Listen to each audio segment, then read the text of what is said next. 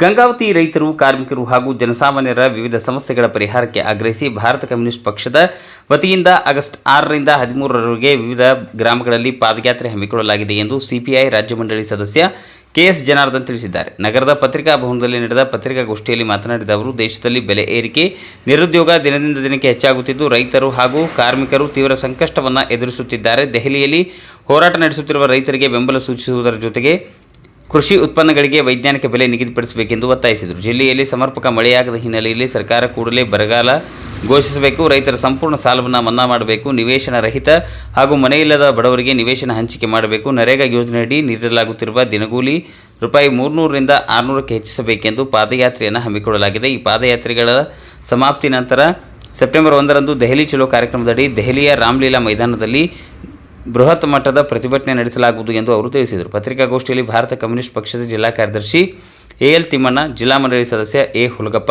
ತಾಲೂಕು ಕಾರ್ಯದರ್ಶಿ ಶೇಖಮ್ಮ, ಜಿಲ್ಲಾ ಮಂಡಳಿ ಸದಸ್ಯೆ ಗಂಗಮ್ಮ ಸೇರಿದಂತೆ ಹಲವು ಮುಖಂಡರು ಉಪಸ್ಥಿತರಿದ್ದರು. ವರದಿ ಶರಣಪ್ಪ, ಗಂಗಾವತಿ.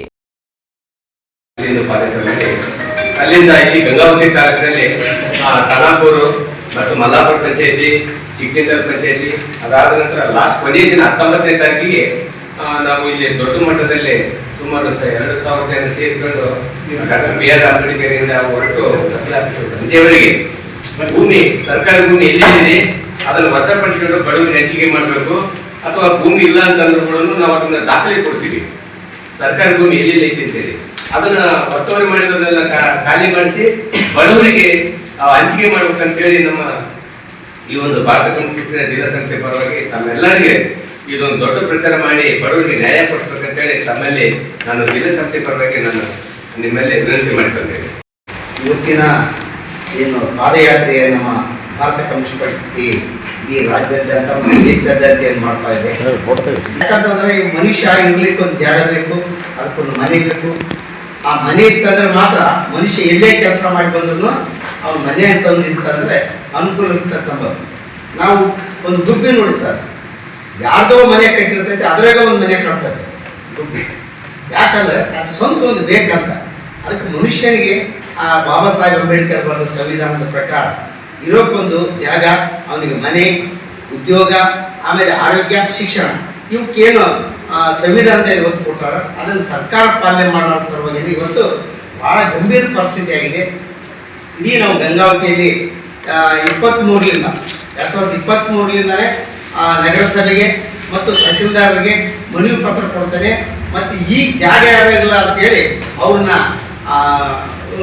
ಕಂಪ್ಯೂಟರ್ ಹ್ಯಾಂಡ್ನಲ್ಲಿ ಮಾಡ್ತಕ್ಕಂಥದ್ದು ಒಂದು ನಗರಸಭೆ ಮಾಡ್ಯಾರ. ಅದಕ್ಕೆ 19ನೇ ತಾರೀಕಿಗೆ ಇಡೀ ಗಂಗಾವತಿಯಲ್ಲಿ ಇರ್ತಕ್ಕಂಥ ಒಂದು 1000 ಜನರದ್ದು ಅರ್ಜಿ ಹಾಕಿದ್ದೀವಿ. ಅವ್ರು 1000 ಜನರದ್ದು ಒಂದು 2000 ಜನರದ್ದು ಒಂದು ರ್ಯಾಲಿ ಮಾಡಿ ಮಾನ್ಯ ತಹಸೀಲ್ದಾರ್ಗೆ ಇಷ್ಟು ಜನ ನಾವು ಜಾಗದಾರಿದ್ದೀವಿ, ನಮಗೆ ಜಾಗ ಭೂಮಿ ತೋರಿಸ್ಕೊಡ್ರಿ ಅಂತೇಳಿ ಒಂದು ಮನವಿ ಸಲ್ಲಿಸಕ್ಕೆ ಹೊರಟಿದ್ದೀವಿ. ನಮ್ಮೆಲ್ಲರ ಸಹಕಾರ ಬೇಕು ಇದಕ್ಕೆ. ಯಾಕಂತಂದ್ರೆ ಪ್ರಚಾರ ಆಯ್ತಂದ್ರೆ ಮಾತ್ರ ಇವತ್ತು ಸರ್ಕಾರಗಳು ಮತ್ತು ಬೇರೆ ಬೇರೆಯವರು ನಮ್ಮನ್ನು ಸ್ಪಂದಿಸ್ತಾರೆ ಅನ್ನೋದು ಜೊತೆಗೆ ಇವತ್ತು ಕಾರ್ಯಕ್ರಮಕ್ಕೆ ತಾವೆಲ್ಲ ಬಂದು ಮಾಡಿದ್ದೀವಿ. ಭಾಗವಾಗಿ ನಾವು ಸಿಂಗನಹಳ್ಳಿಯಿಂದ ಗುಂದೂರ್ಗಿ ಪಂಚಾಯತಿಗೆ ಪಾದಯಾತ್ರೆ. ಇಲ್ಲಿ ಈ ಜಿಲ್ಲೆಗೆ ಸಂಬಂಧಪಟ್ಟಂತ ಹಲವು ವಿಚಾರಗಳು ಇಲ್ಲಿ ನಮ್ಮಂದಿದ್ದಾವೆ. ಈ ಜಿಲ್ಲೆ ಹೋಗಿ ಅಂತಂದ್ರೆ ಆಗ್ತದೆ, ಮಳೆ ಹೋಗಿ ಸಂಪೂರ್ಣವಾಗಿ ಅದು ಇಡೀ ಕರ್ನಾಟಕವೇ ಅನ್ಕೊಂಡು ಇಡೀ ಕರ್ನಾಟಕದಲ್ಲಿ ಇದೆ. ಅದರಲ್ಲೂ ಹೈದರಾಬಾದ್ ಕರ್ನಾಟಕ ಯಾವಾಗಲೂ ಹಿಂದುಳಿದಂತ ಅಂತ ಹೇಳ್ತಾನಿದ್ದಾರೆ. ಆದ್ರೆ ಇವತ್ತು ಏನಾಗಿದೆ ಅಂತಂದ್ರೆ ಮಳೆ ಇಲ್ಲ, ಮುಂಗಾರಿ ಸಂಪೂರ್ಣವಾಗಿ ನಾಶವಾಗೋಗಿದೆ. ಆ ನಾಶವಾದ ಸಂದರ್ಭದಲ್ಲಿ ಅಲ್ಲಿ ಏನು ರೈತರಿಗೆ ಸಿಗಬೇಕಾದಂತಹ ಸೌಲಭ್ಯಗಳಿರ್ತಾವಲ್ಲ ಅದು ಸಿಗ್ತಿಲ್ಲ ಅಂತಕ್ಕಂಥದ್ದು. ಮರು ಬಿತ್ತನೆ ಮಾಡ್ಬೇಕಂತಂದ್ರೆ ಬಿತ್ತನೆ ಮಾಡೋದಕ್ಕೆ ಗೊಬ್ಬರ ಇಲ್ಲ, ಅವ್ರಿಗೆ ಬೀಜ ಇಲ್ಲ, ಅಥವಾ ಇವತ್ತು ಯಾರು ಟ್ರಾಕ್ಟರ್ ಹಾಕೊಂಡು ಅದಕ್ಕೆ ಆಗೋ ಬಾಡಿ ಏನಿದೆಯಲ್ಲ ಅದು ಆಗ್ತಿಲ್ಲ. ಹಾಗಾಗಿ ನಾವೇ ನಮ್ಮ ಒತ್ತಡ ಮಾಡೋದು ಸರ್ಕಾರದಲ್ಲಿ ಫ್ರೀಯಾದಂತ ಬೀಜವನ್ನು ಕೊಡಬೇಕು, ಗೊಬ್ಬರವನ್ನು ಕೊಡಬೇಕು, ಅದು ಕೊಡ್ತಕ್ಕಂಥ ಏನು ಎಕರೆಗೆ ಎಷ್ಟು ಇದು ಬರ್ತದೋ ಆ ಬಾಡಿಯನ್ನು ಕೊಡ್ತಕ್ಕಂಥ ರೀತಿಯೊಳಗೆ ಸರ್ಕಾರಗಳು ಆಲೋಚನೆ ಮಾಡುವಂತ ಸಂಬಂಧಪಟ್ಟಂತ ಇಲಾಖೆಗಳು ಇದು ಮಾಡ್ಬೇಕಂತಕ್ಕಂಥದ್ದನ್ನ ನಾವು ಇದು ಮಾಡ್ತೀವಿ. 125 ದಿವಸ ಕೆಲಸ ಕೊಡ್ತೀವಿ ಅಂತ ಹೇಳಿದ್ರು. 125 ದಿವಸ ಕೆಲಸ ಹೇಳ್ತಕ್ಕಂಥದ್ದು ಅದು ಮೊದಲೇ ಗ್ರಾಮ ಪಂಚಾಯತ್ಗಳ ಕುತ್ಕೊಂಡು ಇಲ್ಲಿಂದ ಜಿಲ್ಲಾ ಪಂಚಾಯತ್ ಕುತ್ಕೊಂಡು ತೀರ್ಮಾನ ಮಾಡ್ತೀವಿ. ಈಗ ಆಗಿಲ್ಲ, ಅಲ್ಲಿ ಮ್ಯಾಲ್ ಕುತ್ಕೊಂಡು ತೀರ್ಮಾನ ಮಾಡಿದ್ರೆ ಇಲ್ಲಿ ಬರ್ತಕ್ಕಂಥದ್ದಿದೆ. ಆ ಉದ್ಯೋಗ ಖಾತ್ರಿ ಯೋಜನೆ ಬಹಳ ಮುಖ್ಯಬೇಕು. ಅದರಲ್ಲೂ ನಮ್ಮ ಹೈದರಾಬಾದ್ ಕರ್ನಾಟಕ ಅಂತ ಭಾಗದೊಳಗೆ ಈ ಗುಳೆ ಹೋಗ್ತಕ್ಕಂಥದ್ದು ಇದೆಯಲ್ಲ, ಗುಳೆ ಹೋಗ್ತಕ್ಕಂಥದ್ದನ್ನು ಕಳಿಬೇಕಂದ್ರೆ ಊರಲ್ಲಿ ಒಂದು 3 ದಿವಸ ಒಬ್ಬ ವ್ಯಕ್ತಿ ಕೆಲಸ ಕೊಡ್ತಕ್ಕಂಥದ್ದು, ಕುಟುಂಬಕ್ಕೆ 3 ದಿವಸ ಕೆಲಸ ಕೊಡ್ತಕ್ಕಂಥದ್ದು ಅಂತಕ್ಕಂಥದ್ದನ್ನ ಏನಿತ್ತಲ್ಲ ಇವತ್ತು ಅದು ಸಂಪೂರ್ಣವಾಗಿ ನಿಂತು ಹೋಗಿದೆ. ಮತ್ತು ಮೊದಲಿದ್ದವು ಏನೋ ಮೊದಲಿನ ಸ್ವಲ್ಪ ಮಾತಾಡಿದ್ವಿ ಅಲ್ಲಿ ಜಿಲ್ಲಾಧ್ಯಕ್ಷತೆ ನಿಮಗೆ ತಾಲೂಕಾಧ್ಯಕ್ಷ ಶೇಖಮ್ಮ ಹೊಸಳ್ಳಿ ಮತ್ತು ದೇವದಾಸಿ ಮಹಿಳಾ ಸಂಘಟನೆಯ ಇವತ್ತಿನ ರಾಷ್ಟ್ರವ್ಯಾಪಿ ಒಂದು ಪಾದಯಾತ್ರೆ ಮತ್ತು ಸೆಪ್ಟೆಂಬರ್ 1ಕ್ಕೆ ದೆಹಲಿಯಲ್ಲಿ ಚಲೋ ಒಂದು ಕಾರ್ಯಕ್ರಮ ಇರುವುದರಿಂದ ಈ ಒಂದು ಜಿಲ್ಲಾ ಭಾಗವಾಗಿ ಕಾರ್ಯಕ್ರಮದ ರೂಪರೇಷೆ ಬಗ್ಗೆ ಡಾಕ್ಟರ್ ಕೆ ಜಗನ್ನಾಥ್ ಮಾತಾಡ್ತಾರೆ. ಮತ್ತು ಈ ಪತ್ರಿಕಾಗೋಷ್ಠಿಗೆ ನಾವೆಲ್ಲರನ್ನು ಪರವಾಗಿ